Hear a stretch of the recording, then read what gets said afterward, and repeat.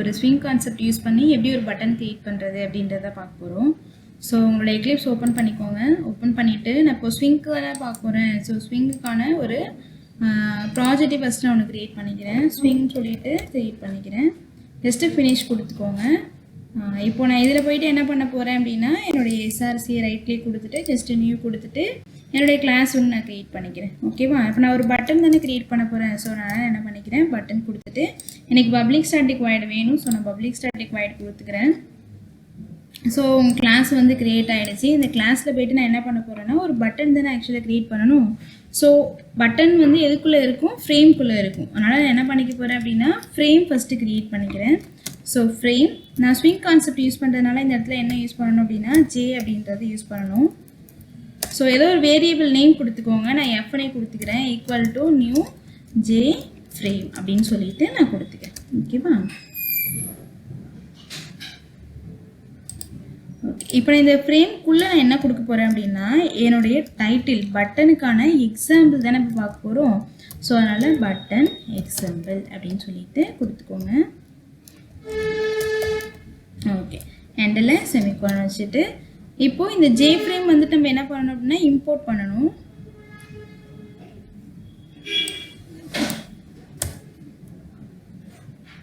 Just J frame வந்து ஸ்விங்க்கு வந்து import பண்ணிக்கோங்க. ஓகே, இப்போ நான் வந்து என்ன பண்ண போகிறேன் அப்படின்னா எனக்கு ஒரு பட்டன் தானே வேணும். So J button. ஓகே, ஏதோ ஒரு வேரியபிள் நேம் கொடுத்துக்கோங்க. Equal to new J button. இந்த பட்டனுக்குள்ளே எனக்கு என்ன டிஸ்பிளே பண்ணணும் அப்படின்னா கிளிக் ஹியர் அப்படின்னு சொல்லிட்டு எனக்கு டிஸ்பிளே பண்ணணும். ஸோ கிளிக் ஹியர் அப்படின்னு சொல்லிட்டு எனக்கு கொடுத்துட்டு எண்டில் செமிகோலன் வச்சுக்கிறேன். இப்போ என்னோடய பட்டனையும் நான் என்ன பண்ணணும் அப்படின்னா உள்ளே இம்போர்ட் பண்ணணும். ஸோ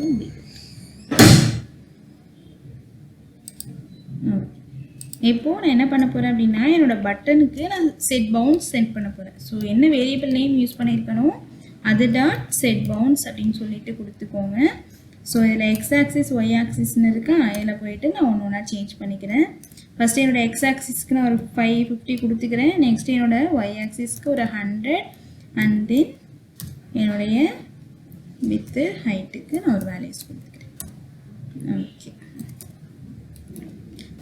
ஸோ ஜஸ்ட்டு என்ட்ரு கொடுத்துட்டு இப்போ நான் என்ன பண்ண போகிறேன், என்னோடய ஃப்ரேமோட பட்டனை ஆட் பண்ண போகிறேன். ஸோ அதனால் ஃப்ரேமு உள்ள பட்டன் கொடுத்துட்டு பி மட்டும் என்னோடய வேரியபிள் நேம் ஆட் பண்ணால் போதும். ஸோ அதே மாதிரி ஃப்ரேமுக்கு என்ன பண்ண போகிறேன் அப்படின்னா செட் சைஸ் வந்துட்டு நான் ஆட் பண்ண போகிறேன். ஸோ செட் சைஸ் கொடுத்துட்டு சைஸ் வந்துட்டு நான் ஒரு 400க்கு 400 அப்படின்ற மாதிரி கொடுத்துக்கிறேன்.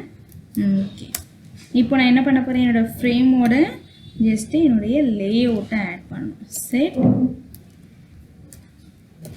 லேஅவுட். எப்போதுமே லேஅவுட் எப்படி இருக்கணும் அப்படின்னா நல்லா இருக்கணும்.